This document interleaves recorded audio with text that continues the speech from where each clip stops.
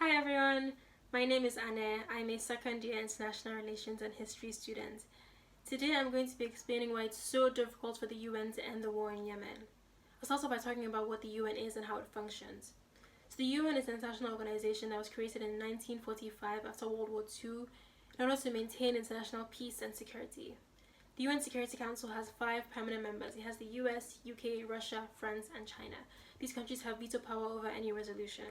The UN, in theory, should not be biased, but because it's made up of states and states are biased, the UN does have its biases. Now let's talk about Yemen. So Yemen is currently going through the largest humanitarian crisis right now. They have the COVID-19 pandemic, a cholera outbreak, and of course the civil war.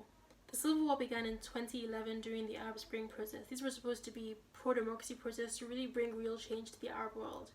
Unfortunately, it didn't really work out that way in Yemen.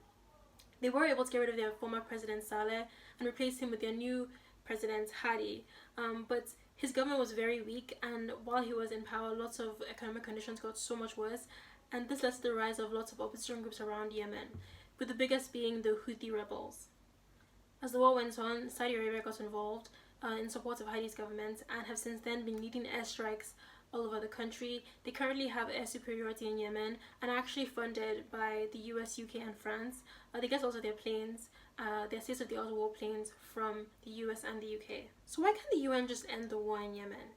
So the UN does have a resolution. It's called Resolution 2216. It was created in 2015 for Yemen. This resolution recognizes the Saudi-led coalition in support of Hadi's government, and it requires the Houthi rebels to withdraw all their forces. It also decrees an arms embargo against the Houthis, but this is actually a problem because Saudi Arabia has used this to justify their blockade of Yemen's ports, which is preventing essential commodities from getting to Yemen civilians. In addition to just the ethical ramifications of this resolution just doesn't work. First of all, it requires the Houthis to surrender, which is probably not going to happen. They've gone from a small organization to like a full-on organization that controls 2/3 of the country's population. They even have the capital. They have managed to send the transitional government into exile. They've managed to kill former President Saleh, and they've managed to fire ballistic missiles into Saudi Arabia. They are very, very unlikely to just withdraw their forces just because the UN tells them to. Secondly, the resolution also insists that Hadi's government comes back into power, but this just isn't very realistic. Hadi hasn't even set foot in Yemen recently, and his government just isn't very good. And right now, Yemen has lots of community-based local authorities kind of running different parts of the country, so his government probably won't be able to do much if they do come into power, and it's just not a very realistic plan of action. Let's also not forget that the US, UK, and France are complicit in war crimes in Yemen because they are actively supporting Saudi Arabia, who's, starving civilians as a war tactic. It's really messed up. So what can the UN do?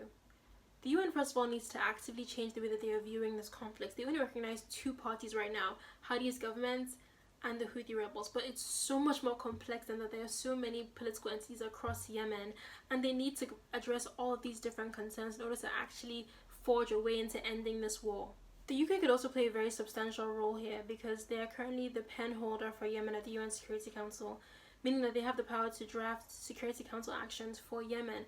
But unfortunately, the UK is very responsive to Saudi, so it's very unlikely that they'll come up with anything that will actually help the people of Yemen.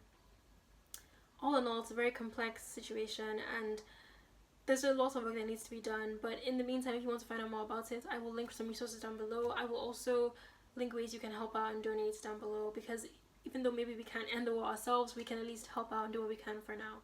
Thank you for watching. Bye!